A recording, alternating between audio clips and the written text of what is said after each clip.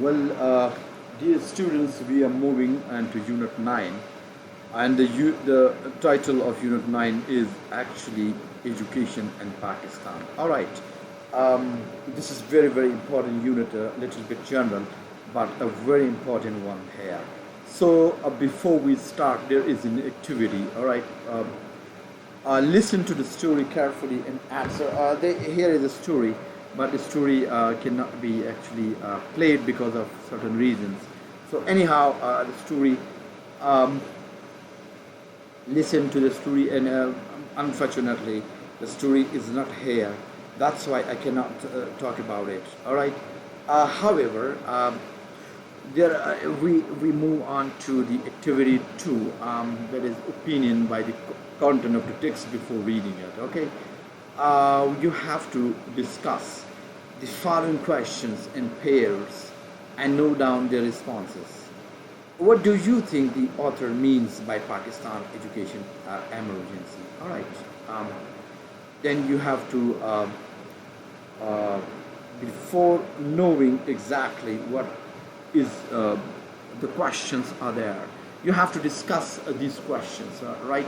The first question the author means by what do you mean by the Pakistan education emergency, so you have to focus on it.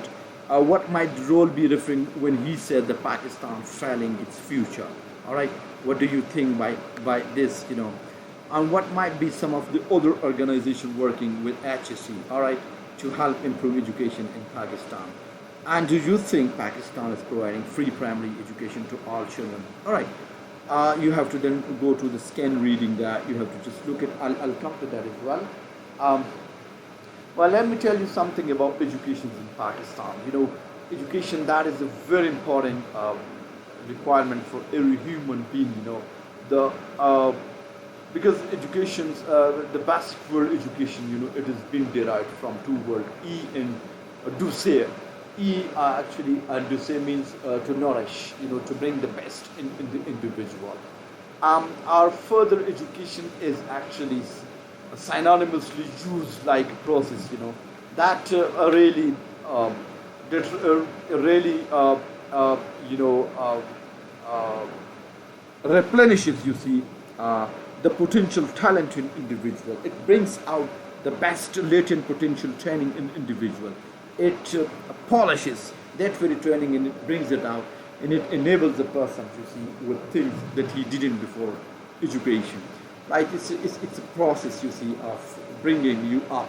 And the world, basically the world, developed countries, when you see them, they are mostly because of their development in science and education development, and they have got a very strong educational institution, and they take a very special care of their children's educations.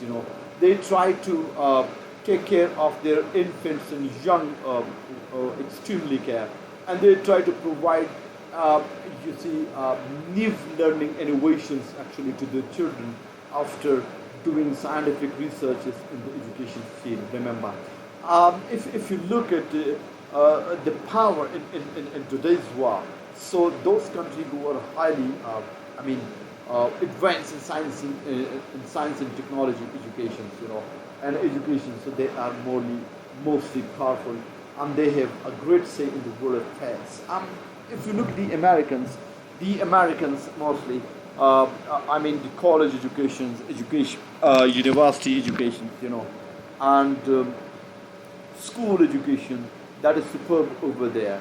And I have just got this information from one article, that the Americans, they more than 64,000 approximately PhD graduate annually from the American university.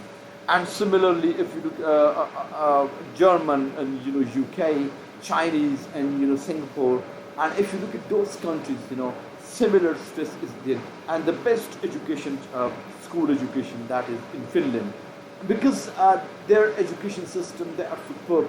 They equip their children, you see, with ethical issues, and you see with civic senses. They become them. They become more effective citizens after their educations. So education, this is obviously very important for the development and progress of any country. If any country wants a rapid headway, progress, you see, so it has to develop its education system. And a kind of meritocracy and transparency it should come. And the education, it has to be built upon conceptual thoughts and innovations. Thus, obviously, the educated youth are the strength and asset of a nation, and you see that those nations are really the leaders in education, and education is also actually the best rich in the industry. You can attract people from across the globe. Let me just give you an example, because today is the concept of knowledge economy is there. I mean, you find the knowledge economy. You may be a big country, all right, but I think it may not work that much effectively as in the new world. The demands of progress and the parameters of development and technology have changed drastically. So let me share with you people the export of Singapore. Singapore is 1/4 of Karachi, and Pakistan is a big country. Pakistan, has a rich geography. Pakistan has long rivers, we have long deserts, and we have, seven lake in 96,096 area, and we have the sky-touching mountains.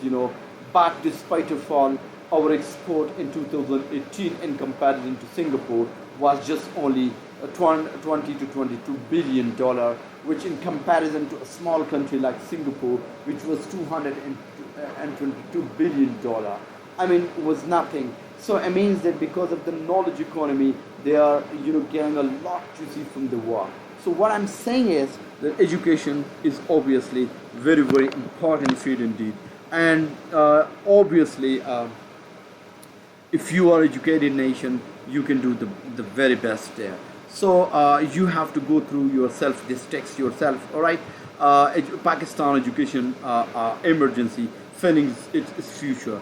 As you see that in 1947, Quaid-e-Azam Muhammad Ali Jinnah said that education is a matter of life or death for Pakistan, because he knew that without education we could not move a bed.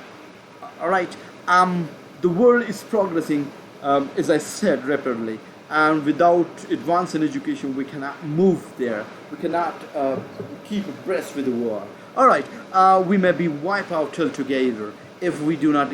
And yet, if the global knowledge economy were, as I just said, that knowledge economy, that is a new concept which is emerged. All right, were a school and Pakistan is student, so Pakistan currently get a failing grade, because we do not believe in education and knowledge economy, because we just go for things that get us nothing in response. So the global average primary school enrollment is shockingly low, 87%, and yet Pakistan is even lower, 55%. There.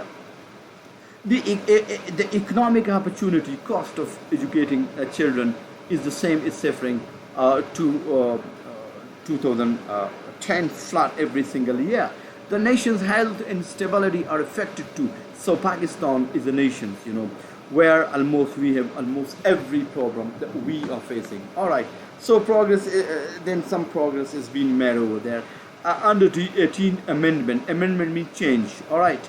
For the first time, education is no longer a privilege but a fundamental right for all children. This was not a privilege. It means that those who can afford can get education. This was before.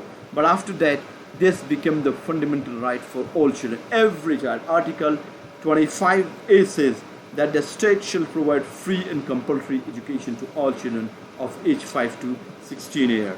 This became the responsibility of the state indeed. All right, but this progress is not being lost enough, fast enough. Still barely one child in 4 makes into a secondary education. Children are a country's future, and Pakistan is failing its future. So obviously you see that still children are out of education, and the government have successfully been trying to enter many children there. Already UK working with Pakistan to assist in its necessary transformation in Pakistan education. The UK has more to offer Pakistan an education than more any other country. UK and Pakistan are linked by more than just four, history and language. More Pakistan is still taking English exams than any other nationality outside of former government education sector. UK aid, all right, and the British Council are engaged in 10 billion over 400 billions over 4 into primary education. We are aiming to train 90,000 teacher, fund 6 million textbook, and rebuild schools in Khyber Pakhtunkhwa and destroyed by militants or floods. So obviously, by reading this yourself, you can see that a lot is being tried to be done there in Pakistani context. So how the only remedy for us is we can raise be only if we just get educated. You see, Pakistan is suffering despite of such a large size and a great number in population. We start suffering and we are still having issues. But I think some efforts are still going on. But I think this is during Musharraf era, some funding was done and HEC was established, which replaces actually University Grant Commission. And then since HEC has been doing its best, and during Dr. Ataur Rahman time, some of the journals and some of the articles were published, were famous, journals, and Pakistani university ranking got improved there within 1,500 indeed.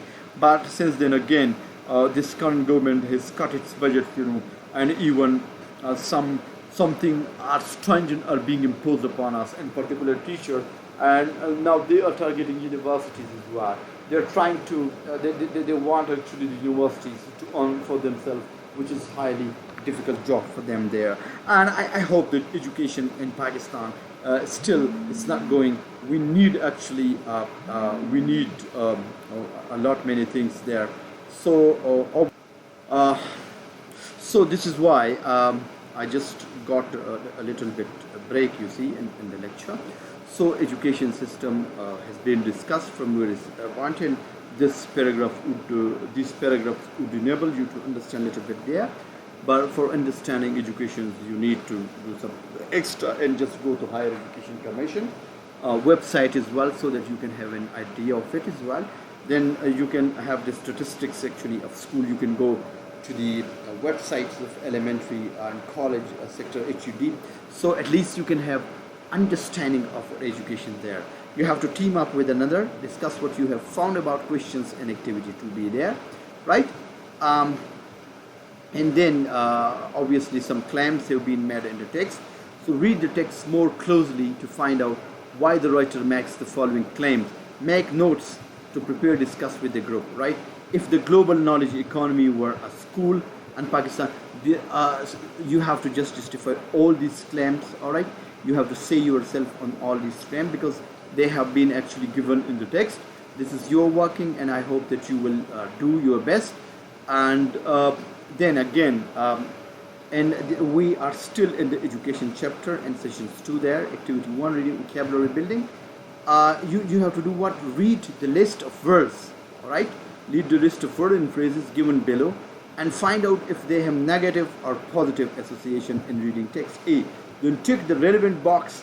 Also decide if they have been used to talk about problems or initiative that are being taken to tackle them, all right? So you have to just do these things over there and do it yourself. Think about it, do your best, and I hope that you will do the best. And then in activity 2, real and unreal conditions, read the conditional sentences given in the grid, all right, and specify the function of each conditions and in the column. Identify whether the conditional means which has a conditions, okay, which shows us a conditions. If mostly they are used by if and things like these. Like these are the conditions. If the global acknowledged economy were a school and would certainly giving a feeling grade. All right, you have to just describe a function and type. All right, just go to a little bit grammar and use of conditionals. Read the following clauses and complete them with at least 3 different ideas. Like for example, if every single child in Pakistan was getting education, so if it, Pakistan would, this is a condition, Pakistan would have made a rapid progress. Pakistan would have become a richer nation. Pakistan would have become a greater nation. All right. So similarly, these all conditions, and you have to complete the rest of the sentence part depending on the, and then the group work. Decide whether which is your topic idea for each of the classes, and decide why it is think why you what is your idea and why you have taken that idea. You have to explain. Search on internet about, as I said, literacy rate of Pakistan. What is in just make an assignment on this. I need it. Problems faced by students in getting education. This, and this is actually your assignment. All right. This is your assignment.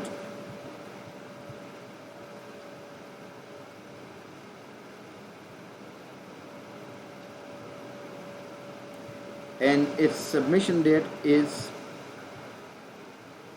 30 August 2005. All right, you have to just look at that and hope that mostly as we are going to finish this book, so mostly the activities are very much there. All right, so I'll try to continue the next session later, and for the time being it's enough. All right, just do your job.